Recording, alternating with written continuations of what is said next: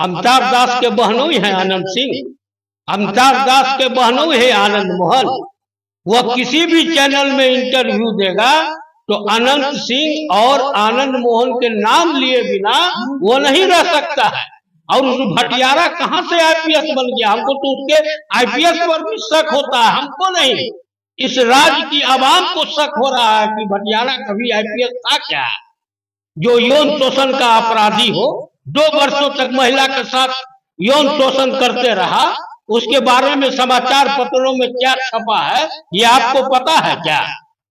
इसीलिए उसके बात पर मत जाया कीजिए, उसका यही काम है। उस भटियारा को ये पता है कि अनंत सिंह को जो रिहा किया है वह पटना हाई कोर्ट ने किया है कि सरकार ने रिहा कर दिया है। तो बोल रहे हैं कि पटना हाई कोर्ट बिका हुआ नीतीश कुमार। ना ओकर बाबू है क्या वो अमिताभ दास के हाई कोर्ट? बहनोई लगता है क्या? इससे पहले जब कृष्णैया हत्याकांड पर आता था तो बक बक कर चिल्लाता था कि हाई कोर्ट आनंद मोहन को दिवाली में जेल भेज देगी। उसके बाद आया कि दशहरा में जेल में बीतेगा आनंद मोहन का। सुप्रीम कोर्ट ये करेगा वो करेगा, तो अब हाई कोर्ट बिका हुआ है। और इस शब्द का अगर एक भटियारा आदमी जो आईपीएस रहा है वो व्यक्ति अगर बोल रहा है तो ये तो न्यायालय का तौहीन है। उस विषय पर उसको क्या बोल सकते हैं? जिसको इतना ही जानकारी है कि न्यायालय बिका हुआ है तो उसको क्या कर सकते हैं? अब मनीष सिसोदिया को हाई कोर्ट ने बेल दे दिया तो क्या सुप्रीम कोर्ट ने बेल दे दिया कि हाई कोर्ट ने बेल दे दिया तो मनीष सिसोदिया उसको खरीद लिया क्या? खरीदने पर क्या दे दिया? खरीदने पर नहीं दे दिया। हाई कोर्ट कोई भी निर्णय लेता है तो उस पर आप उंगली उठा दीजिएगा क्या?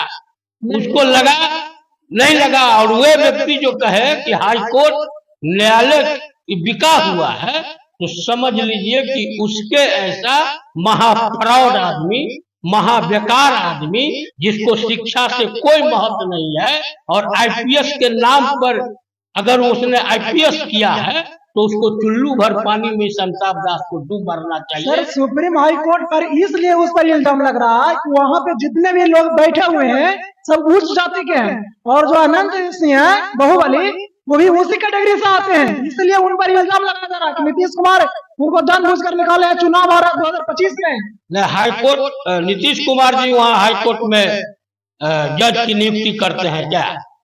वो तो परंपरा नहीं, हाई कोर्ट की नियुक्ति नीतीश कुमार जी करते हैं क्या? नहीं। हाई कोर्ट के जज की नियुक्ति में नीतीश कुमार जी का कोई हाथ रहता है क्या?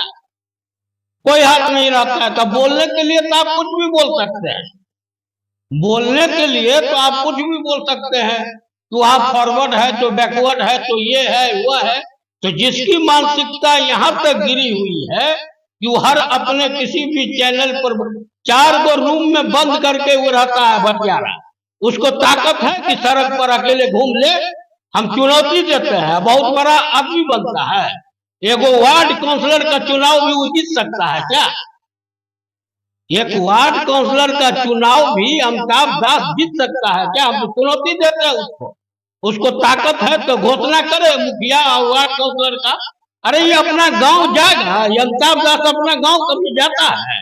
नहीं, कभी गांव जाता है? इसका गांव है मधुबनी जिला में। हर चैनल में बोलेगा कि दरभंगा मेरा ग्रामीण इलाका, दरभंगा जिला में हम रहने वाले हैं, इसका गांव है मधुबनी जिला में। कभी उस भटियारा से पूछ लीजिएगा कि गांव का क्या नाम है, उसके गांव का क्या नाम है ये पूछ लीजिएगा। और किसी के आप जब हाई कोर्ट को भी आप नहीं छोड़िएगा क्योंकि आप कुकर्म किए तो कुकर्म की सजा आपको मिली, आपको जबरन इस्तीफा देना पड़ा। कोई खुशी में दिए क्या? कोई खुशी में जबरन इस्तीफा देता है क्या? नहीं। जबरन इस्तीफा तो दिया कि इसको पेंशन मिलेगा, इसीलिए वो इस्तीफा दिया। नहीं तो सरकार बर्खास्त करती तो 1 रुपया नहीं, 6 बरस से तो घूम रहा है हाईकोर्ट। आज तक हाईकोर्ट कुछ कहा है क्या इसके बारे में? तो इसीलिए इसकी चर्चा मत कीजिए कि काम। और आप लोग भी किसी भी कोई आदमी कह दे कि हाईकोर्ट बिका हुआ है तो ये बहुत गलत बात है। हम तो रखेंगे ना सर, जो बोलेगा वो मुद्दा आपका सरकार है, आपका सरकार पर उंगली उठ रहा है। सरकार पर क्यों बोले?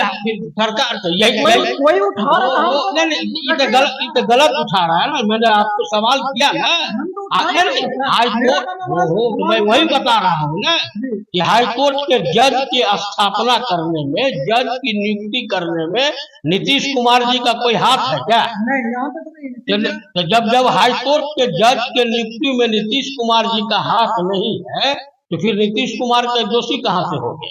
और कैसे उनके इशारे पर हाई कोर्ट चल दिया? हाई कोर्ट किसी के इशारे पर चलता है क्या? हाई कोर्ट जो होता है किसी के इशारे पर चलता है क्या? उस भटियारा अमिताभ दास को नहीं पता है कि हाई कोर्ट किसी भी नियम, और उसको बड़ी चिंता लगा हुआ है, तो कहे नहीं सुप्रीम कोर्ट में जाता है? एक पब्लिक को अधिकार है ना कि आप किसी भी गलत काम के खिलाफ ऊपर के कोर्ट में आप जा सकते हैं, तो ताकत है तो चले जाए सुप्रीम कोर्ट। चलिए दोस्तों, ये जदयू के नेता मनोज मन्नू जी थे, और SC ST आरक्षण को लेकर और अमिताभ दास पर ज्यादा मतलब गुस्सा हो कि अब क्यों हुए ये तो पता नहीं, लेकिन आप लोग लगातार बने रहेंगे, हम अगले अपडेट दिखाने का प्रयास करते रहेंगे। थैंक यू, धन्यवाद।